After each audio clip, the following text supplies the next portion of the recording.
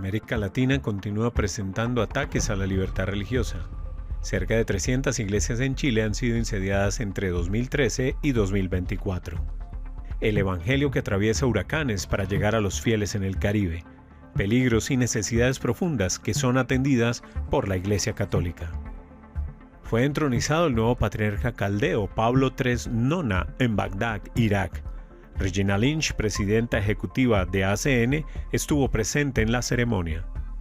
Bienvenidos a ACN Noticias, un espacio para conocer la realidad de la Iglesia en todo el mundo y el testimonio de los cristianos que sufren persecución y pasan necesidades por causa de su fe. La persecución religiosa en Europa y América se ha hecho tendencia. El número de iglesias atacadas o vandalizadas en Europa y América sigue aumentando, pero los cristianos a menudo carecen de instrumentos legales para luchar contra la discriminación y la persecución. Los cristianos sufren persecución y limitaciones a su libertad religiosa en muchas partes del mundo, con un aumento de la violencia y la hostilidad en África y Asia. Sin embargo, también Europa y América afrontan problemas y las autoridades tienden a no tomar medidas. Cada año se produce una media de 1.000 ataques contra iglesias en Francia. En su mayoría se trata de actos de vandalismo, pero también hay muchos casos de incendios provocados. También se vienen registrando cientos de ataques en Estados Unidos, 371 solo desde que el Tribunal Supremo tumbara el precedente de Roe contra Wade en 2022. En el Reino Unido se han denunciado más de 9.000 casos de robo, vandalismo y agresiones en los últimos 3 años, con al menos 8 delitos diarios entre 2022 y 2024. Estas preocupantes estadísticas las presenta José Luis Bazán, académico y especialista en derechos humanos y persecución anticristiana, que ha colaborado en la elaboración del informe sobre libertad religiosa en el mundo de Aid to the Church in Need, ACN, publicado a finales de 2025. También varios países de América Latina sufrieron en los últimos años un aumento de los ataques a lugares cristianos. Cerca de 300 iglesias en Chile han sufrido ataques incendiarios entre 2013 y 2024, afirma Bazán. Cada año, alrededor del 8 de marzo, Día Internacional de la Mujer, centenares de iglesias, en España y América Latina, son pintadas y vandalizadas por feministas radicales con expresiones de odio como «la única iglesia que ilumina es la que arde». En algunos casos, la hostilidad se ha convertido en sistémica a medida que el secularismo se ha ido apoderando de naciones antes cristianas como Bélgica, donde se producen 200 ataques al año, o Alemania, que registró 111 ataques en 2024, con un 20% más que el año anterior. A pesar de que este tipo de violencia contra los cristianos se está volviendo tan común que puede describirse como una tendencia, las autoridades no están haciendo casi nada para proteger a las víctimas, asegura Bazán. Se parte del hecho de que somos la mayoría y que, por tanto, por definición, no podemos ser oprimidos ni atacados. Sin embargo, hay subcategorías, pues hay personas e instituciones atacadas, y sabemos que las minorías también pueden ser agresivas y atacar a las mayorías. No obstante, José Luis Bazán también indica que, en parte, la culpa recae en los propios cristianos, al no denunciar oficialmente estos hechos. Una encuesta realizada en España entre sacerdotes católicos ha revelado que muchos de ellos han sufrido ataques físicos o verbales, pero que la mayoría no lo ha denunciado, tal vez considerando que deben aceptarlo como parte del sacrificio del ministerio. El problema es el mismo para los laicos. La mayoría de los cristianos, a menos que se trate de un delito muy grave, no denuncian los discursos de odio frente a lo que hacen otras comunidades religiosas. Por ejemplo, la comunidad musulmana británica ha elaborado un manual sobre cómo denunciar, con ejemplos de lo que se debe denunciar, incluidas infracciones leves.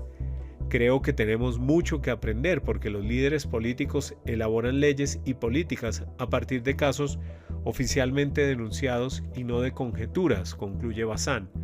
El informe sobre libertad religiosa en el mundo, en cuya elaboración ha participado José Luis Bazán, revela que alrededor de 2/3 de la población mundial vive en países con grandes restricciones a la libertad religiosa. Este informe lo publica ACN cada 2 años. La Iglesia Católica tiene que ser algo más que sentimientos. A medida que el secularismo crece en el Caribe y más jóvenes se alejan de la iglesia, el arzobispo Gabriel Malsaide de Santa Lucía cree que los cristianos deben redescubrir una fe más profunda y resiliente, una que vaya más allá de las emociones y las tendencias pasajeras. Las islas del Caribe que forman las Antillas pueden parecer un paraíso la mayor parte del año, pero quienes viven allí durante todo el año conocen bien los peligros de la temporada de huracanes. Recuerdo un huracán en 1980 cuando estaba en el seminario. Me habían asignado mi parroquia de origen y cuando se acercaba el huracán fui a la casa familiar en lugar de quedarme en el presbiterio. Cuando regresé el techo había desaparecido, recordó el arzobispo de Castries durante una visita a la sede internacional de ACN. Otra experiencia ocurrió cuando era obispo en la isla de Dominica. Yo estaba afuera cuando el huracán golpeó, pero cuando regresaba en barco vi un trozo de roca gris y marrón y me di cuenta de que era la isla. Había quedado devastada. Apenas podía entrar en mi casa debido a los escombros y el techo de mi habitación se había derrumbado. Así, de un momento a otro, todo su plan pastoral se transformó. Ahora se trataba de encontrar formas de alimentar a la gente, de cuidarla y de atenderla pastoralmente. Pasamos por esto cada año, dependiendo de qué isla sea alcanzada, así que describiría a los pueblos caribeños como resistentes. Nos enfrentamos a esto todo el tiempo, pero hemos sobrevivido. Tenía 10 años cuando sentí por primera vez esa inquietud, ese interés por el sacerdocio. Un lunes por la mañana el sacerdote local llegó en un coche pequeño y le dije que quería ser monaguillo. Desde entonces empecé a servir en el altar y lo hice hasta los 18 años aproximadamente, justo después de dejar el instituto, recordó el arzobispo. Por supuesto, hubo tiempos de duda, incluyendo incertidumbre sobre si un isleño nativo y un hombre negro serían aceptados en el seminario. La imagen del sacerdocio en nuestra cultura era que un sacerdote venía de muy lejos. Tenía dudas sobre si sería aceptado. Ese tipo de cosas, explicó a ACN. El panorama religioso ha experimentado muchos cambios desde que el arzobispo Gabriel ingresó en el seminario. Santa Lucía era prácticamente católica, pero ahora los católicos representan poco más del 50%, mientras el secularismo y las iglesias evangélicas ganan terreno. El arzobispo entiende que trabajar con los jóvenes es un desafío particular en estos tiempos. Hoy en día muchos jóvenes van a la universidad, lo que implica dejar Santa Lucía, y ha habido cambios en la mentalidad de la gente. A menudo cuando nos acercamos a ellos tendemos a hacer que las cosas sean emocionantes para los jóvenes. Esta es la filosofía en la que se basa gran parte de la iglesia hoy en día. Siempre sostengo que si hacemos bien lo que hacemos y lo comunicamos de una manera que aporte profundidad a la vida de las personas, entonces sucederá. Porque cuando realmente pensamos en lo que Cristo hizo por nosotros, no fue cuestión de sentimientos. Él llegó hasta el final. Pero la actitud general del arzobispo se resume en otra historia de su adolescencia. Cada vez que visitaba Castries, la capital, el primer lugar al que iba era la catedral. Recuerdo arrodillarme cada vez y decir una oración muy sencilla. Señor, hágase tu voluntad.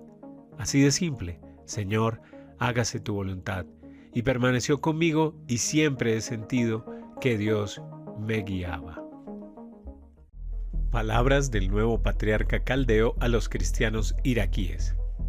En un mensaje dirigido a Pablo III Nona, la presidenta ejecutiva de ACN, Regina Lynch, recordó los sufrimientos de los fieles caldeos, quienes tan a menudo han sido llamados a dar testimonio de su fe cristiana en tiempos de persecución y sufrimiento. El nuevo patriarca de la Iglesia Católica Caldea fue entronizado oficialmente durante una solemne ceremonia en la Catedral de San José en Bagdad, Irak. A la ceremonia de entronización del patriarca Pablo III Nona, elegido por el Santo Sínodo de la Iglesia Caldea, la mayor iglesia cristiana de Irak y una de las 23 iglesias orientales en plena comunión con Roma, asistieron líderes de otras iglesias cristianas, representantes del Vaticano y autoridades del gobierno iraquí. Dirigiéndose a los presentes, el patriarca no ocultó la difícil realidad que ha llevado a muchos cristianos iraquíes a abandonar el país en las últimas décadas. Afirmó que tanto quienes permanecen en Irak como los de la diáspora tienen una importante misión. La existencia y continuidad de nuestra Iglesia Caldea en Oriente, y especialmente en Irak, son esenciales y fundamentales para nuestra perseverancia como Iglesia y como pueblo antiguo, con una historia y civilización profundamente arraigadas, dijo el patriarca en su homilía compartida con ACN. Sin embargo, quienes se han marchado en busca de seguridad y estabilidad deben también considerar su presencia en esas tierras como una misión. El patriarca Pablo III Nona, hasta 2014, fue arzobispo de Mosul, pero tuvo que huir junto con toda la comunidad cristiana cuando la región fue invadida por el Estado Islámico. Posteriormente pasó varios años atendiendo espiritualmente a la diáspora caldea en Australia.